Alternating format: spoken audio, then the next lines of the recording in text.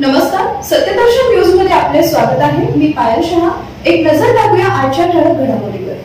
गौतमी पाटीलच्या वाहनाचा अपघात। गौतमी पाटीलच्या वाहनाचा आणि रिक्षाचा अपघात झाल्याची माहिती समोर येते आहे। या अपघातात रिक्षाचं नुकसान झालं असून रिक्षा चालक जखमी झालाय। गौतमी पाटीलच्या वाहन चालकाला ताब्यात घेण्यात आलाय। पुण्यातील मुंबई बंगळुरू राष्ट्रीय महामार्गावरील वडगाव बुद्रुक परिसरात हा अपघात घडलाय। गौतमी पाटीलच्या चालकाला पोलिसांनी ताब्यात घेतला असून याबाबतची चौकशी केली जाते आणि या अपघातात कोणती जीवितहानी झालेली नाहीये।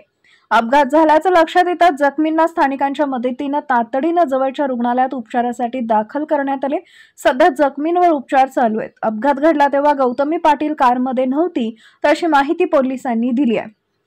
अपघातानंतर कार चालक फरार झाला होता, मात्र सीसीटीव्ही फुटेज तपासून सिंहगड रोड पोलीस ठाण्याच्या पोलिसांनी चालकाला ताब्यात घेतलाय।